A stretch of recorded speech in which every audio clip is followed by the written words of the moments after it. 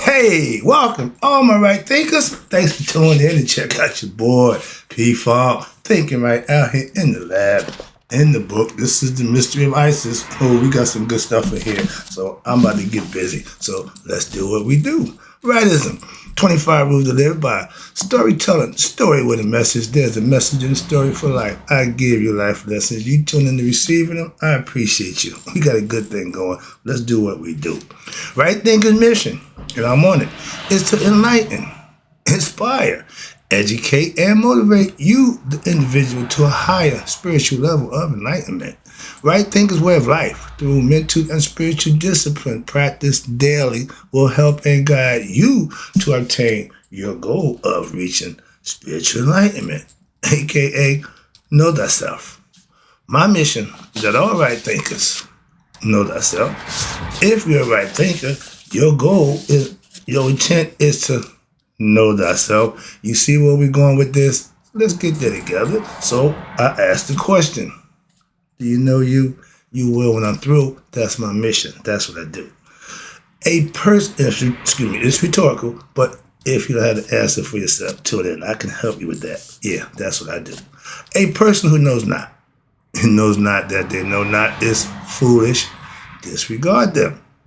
A person who knows not and knows that they know not, it's simple, but you can teach them. That's why I do what I do for you. Appreciate you too.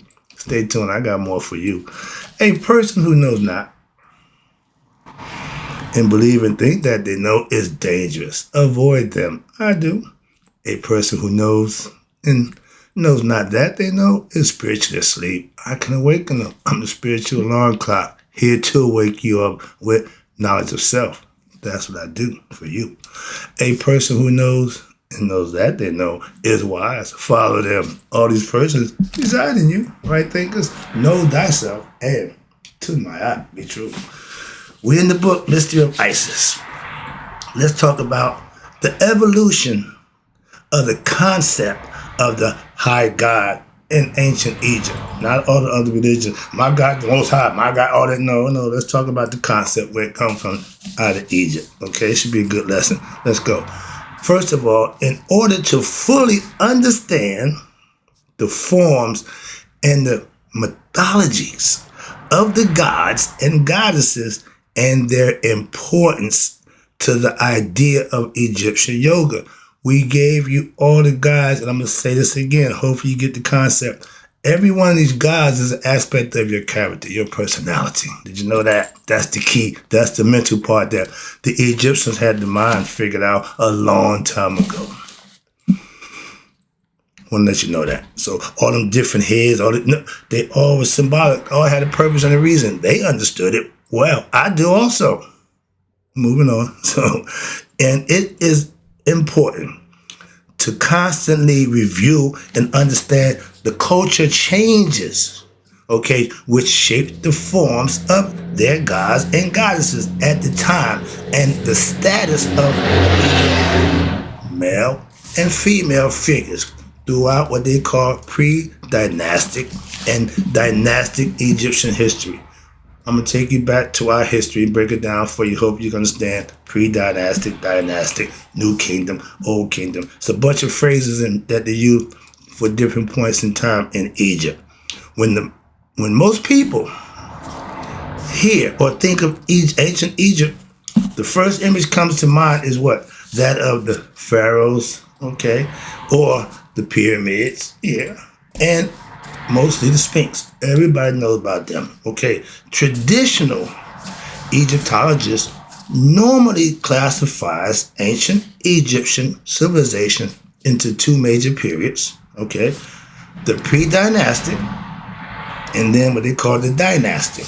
And the dynastic period is further classified into what they call the Old Kingdom, the Middle Kingdom, and then the New Kingdom. Okay. All phrases and concepts that break down different periods of time in Egypt. But these classifications are based on their assessment as to what? The dates of the known kings or pharaohs of ancient Egypt. And also partially is based on what? The writings of Manetho. He was the last, not the first, the last known high priest of ancient Egypt, who classified ancient Egyptian history into various periods, which included dynasties. They called them dynasties, family groups called dynasties. But the characters of the Osirian mystery are said to have originated, I'm going to give you the point, in the mysteries of Anu. Anu means the first time, or the city where the first major priesthood and the dynastic period arose. Okay? Anunnaki. Anu means, again, up there, the first, or spirit, okay, was the seat of the worship of supreme beings, where in the aspect of a solar divinity with the name of, you ready? Ra. However, your new archaeological evidence now shows that the worship of this supreme being as Asar. Sound familiar? Asar was the avatar or the reincarnation of Ra in the flesh. I've been telling you that for the longest. This is the same thing. And watch this. The supreme being Asar, and Haru, which is his son, reincarnated after his brother killed him. His spirit came back through his son. Then you got Hathor and you have Aset. And all these characters date back to our ancient period, or what they call pre-dynastic period. And perhaps dating back to as far as, you ready? 50,000 BCE. Yeah, we've been doing this a while, okay? Well, don't want to hear that. At the beginning, in the first dynasty, circa 5,000 BCE, when the first historical pharaoh, Menes or Mena, was proclaimed as the uniter of what? The two lands, Upper and Lower Egypt, through solar worship, and it was in the form of the god named Ra, okay, rose to prominence. And this led to, again, the first major merging of our ancient Egyptian mythology gods of Amun, which meant hidden, the spirit that creates everything. That's Amun, the hidden, the supreme being, as the hidden life force. I love this. And with that of the dynamic essence, let there be Ra. That's what God put in place. They know the sun wasn't God. It represented God. They knew that very well. Trust me. Ra, and Ra became the symbol of what? The manifest hidden power of Amun, put it into Ra, expression of an Amun. And now you have a traditional reality which beyond what? The manifestation. And both of these were merged into what? The form of, we know now as Amun Ra, hidden, seen. Unmanifest, manifest. Whatever you want to call it, how you want to do it, but that's what it is. And from that point on, once we came out of the noon, out of the darkness, when everything potential, but nothing was going on, and once Ra made the decision, or tune to shape things up and create things, time and space began, aka the Big Bang. Whatever, however, but again, you have to philosophically put in some kind of concept where you can understand it, where you can explain it, where people can grasp it and get the concept of it. Don't just, well, I'm going to tell you a story, you just believe what I say. Hell to the no. So we didn't operate like that. You never should, okay? That wasn't the original way. Now, when we have Amun Ra, that means we know we got spirit, we have matter. We have a concept of a supreme being, an all-conscious act, whatever you want to call it. Now, he started putting together the elements that's going to make the universe, that's going to make everything. Before he put man here, he put air for us to breathe. I just learned the philosophy from I did KRS. I love him. He had a philosophy. He said, all of this. He wanted to put this in front of you, right there. Air. He's saying air. Okay. That air is conscious.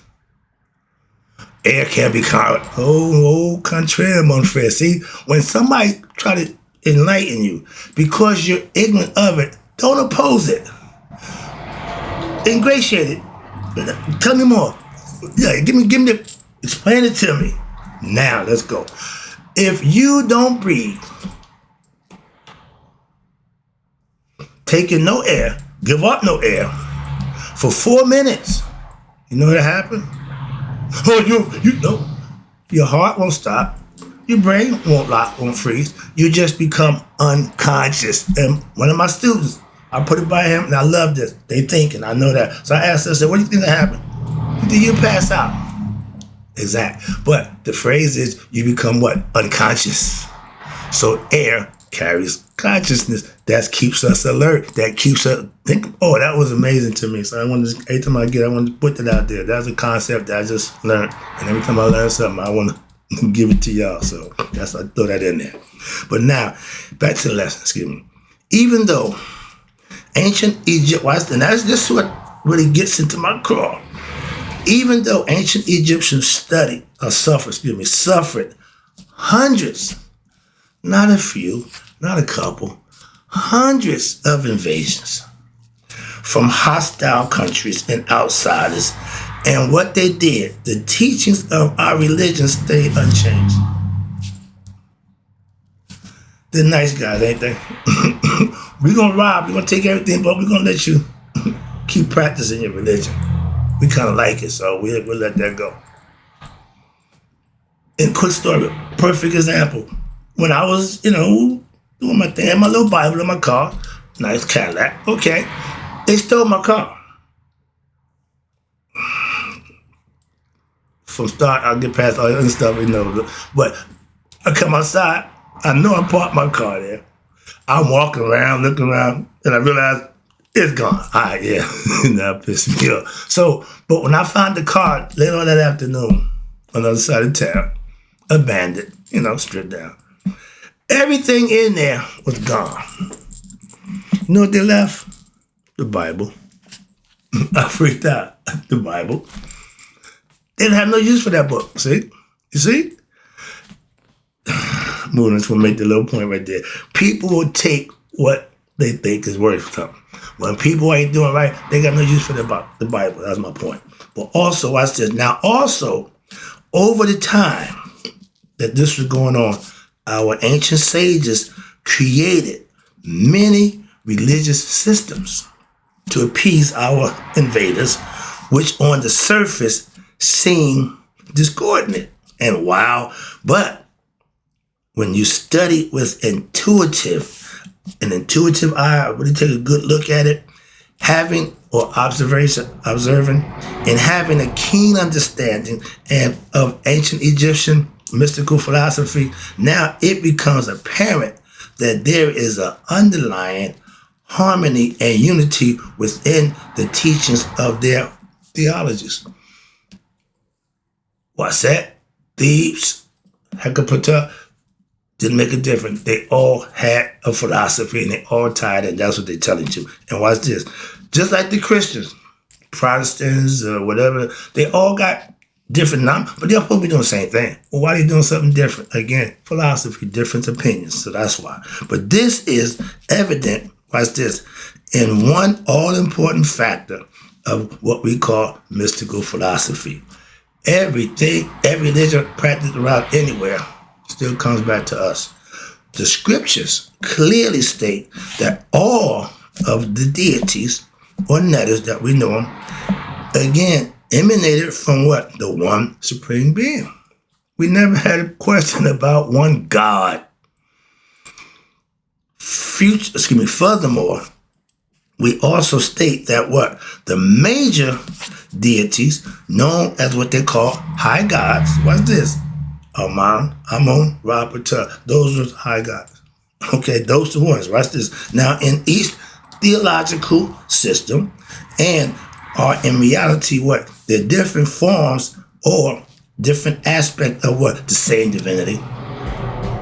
Again, Amun hidden, Ra seen, Ptah physical form. All the same thing, just in different water. It can go from water to solid, to freeze, to ice, and steam evaporated. So 3 stages again. Got to understand that everything is symbolic and metaphorical. And when you can understand the hidden message, the esoteric message, that's enlightenment. Why? You know the truth. You know the real deal. Okay. And this means that not only are all the deities symbolic representations of the supreme deity, he separates himself, he multiplies himself over and over, and don't lose nothing and don't add nothing to himself or from himself. That's a bad man. That's the criteria how we give to God. We understood that. But that they are also in reality aspects of what each other, opposites. And this point will be elaborated on at length throughout this work. I'll break that down. When you see me doing Mayat, the first thing Ra needed was what? Duality and order. That's what Mayat represents. And you'll see as we go, even with the gods. The gods have consorts, opposites, male, female, good, bad, light, dark, whatever. But they're opposites to make one whole. You can't have one thing. God is the only one that has that privilege. That's how we know. I tell you, everything is from the one. Where we at? Now, however, watch this. But they all work together, aspects of each other. Watch this. And the point I'm going to talk about more. However, now below, I'm going to show you, you will find a schematic of what they called high gods of ancient Egypt. I'm going to break that down for you in 1 second. Showing their what? Interrelationships. In a mystical and religion, there is usually a high god or highest divinity, which is the one, and everything else comes after him. And below this divinity, there are, again, many minor divinities. In ancient Egypt, mystical philosophy, Shitat Netta, Shema Tawi, there is not only a high God level of divinity, but there is also is what they call transcendental level. That's you becoming enlightened. That's you reaching that level. Watch this. We got a little more to go. But in this level, there is what they call a nameless, formless divinity, which transcends all descriptions and all forms and names. That's what they understood. They're breaking it down for you. And the first thing we called was Pa Netta. I mean, the male aspect. Nabercha, that's the female aspect in one person. And it's called Netta or Nettaru.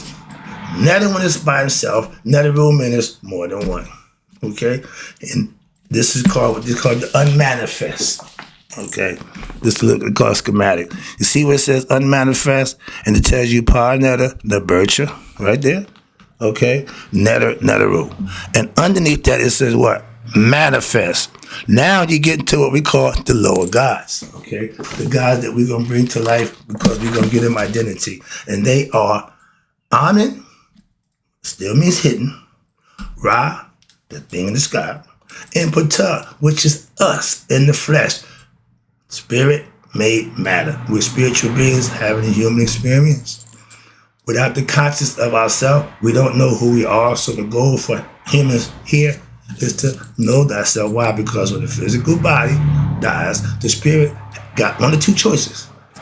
Reincarnate or go home. My job is to get us right thinkers for our spirits. It ain't gonna be a whole bunch. I don't give a damn about the number. The goal is to get anyone I can to wake the spirit up, stop the reincarnation. That's all. That's the concept. And knowing thyself will do that. So you have the manifest gods, which are Amen, Ra, Ptah. And from Ptah, you got, which is Asar, and the offspring is Haru. That's me and you.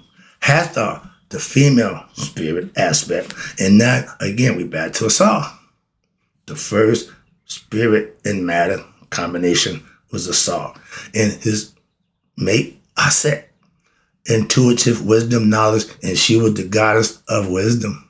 Okay? She knew what she needed to know. Okay, and there are references. These are the references to what they call unmanifest concept of the divine, but the icons and the statues and the symbols which are most prominent in religion are in of the manifest names and forms of the divine. Okay, however, The manifest forms are in reality really aspects of what? The unmanifest form. And the manifest forms are in reality, again, aspects of what? Each other as well. This means what? That Amun, Ra-Ptah, Haru, Hathor, or Haru, Asar, Aset, etc., what? Are in reality all the same character, but with different names and forms. Eddie Murphy, when he played his Coming to America, he played about 4 or 5 different characters. Arsenio, when you're an actor, you play different roles. In your conscious mind, you can do the same thing. You just have to be able to control them. Okay, that's the whole self-mastery, is controlling every aspect of your personality. The guys are thought concepts that you can use and manifest to emulate to what? Know thyself. These are you, like the Bible. The Bible's a book of you, okay? But the unmanifest is also referred to as what they call the absolute. We know that. The one. And the manifest, from the unmanifest absolute to the manifest, is referred to as the realm of relativity, time and space. God is beyond this. He's so far past this, okay? So the absolute is unchanging. God never changes. We just give him different names and different concepts. But and God is never changing. He's always abiding, and he's beyond time and space again. But the unmanifest is also referred to, as you ready, non-dual, meaning one. Remember, Maya means dual, means two. Duality. God is singular. He's the only one. After him, everything comes in pairs. That's what you make clear to you. I've been trying to make that point. And that's because the non-dual essence and the manifest is that which is conditioned by duality. We know the singular, we know the one, and after that, he went from 1 to 3. He didn't stop at 2, okay? He made duality 2. And the unmanifest is also referred to as what we refer to as the ocean of oneness. Wow, watch this. The world of relativity is also referred to as the waves of that ocean, which gives us duality and multiplicity, meaning constant life reproducing over and over again.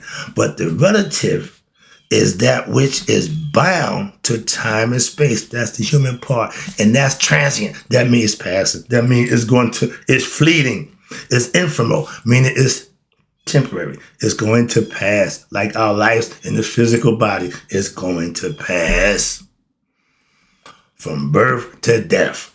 The unmanifest is the immortal, and the manifest is the temporal. Again, Aset, immortal, Neptet, mortal. They go together. They can't separate. Why? They can't have one without the other. You can't have good without bad. And the subject, watch this, turns to back, like I just told you, birth and death. If the spirit don't know who it is, it's got to reincarnate. They call birth. And if they're going physical life, the physical body is going to die again. And if it hadn't got enlightened, it's got to go back again. You get the concept? Moving on. I hope you do by now. You should be. But let me wrap this up with the anonymous ancient Egyptian supreme being in pre-dynastic times to end of dynastic period. Right quick. The pre-dynastic period of Egyptian history is referred to when the pyramid text, the utterance at 570, as the time before what? The battle of Haru and Set. That means this went before Set killed Asar. Before that happened, there was something else going on. Okay, that's what they tell you. And that's the pre-dynastic, meaning prehistory. There was something going on before that. Or the time, what? Before the mythology of duality. God Amun was one, the only one. That was it. They understood that. God Amun is known as what? Being formless, nameless, boundless, all-encompassing, eternal, hidden, only one, universal, who has no second, no dual, no companion, no nobody, all-encompassing. He's male and female aspects in one primordial self-created creator of all things and of all other gods. The one who is permanent, the one who abides, the underlying reality, the one who lives upon Maya, though God can be seen in his forms and be able to observe of the God. But God can be made at what? God's appearance. God cannot be fully, totally understood by man. God cannot be seen with mortal eyes. Wrapping it up. God is even invisible and inscrutable to what? Gods as well as men. I mean, only one know God is God. No one understands him but himself. See, nobody reached that level. But the story goes, I said, got the secret from him. So that's the lesson right there. I will let it stop right now. I got some more information. That'll be the next lesson coming up. Right now, in closing, right thinkers. Me, y'all live to be 100. Me, 100 minus a day. So I never know my right thinkers passed away. I got more information coming up for you. I'll be right back.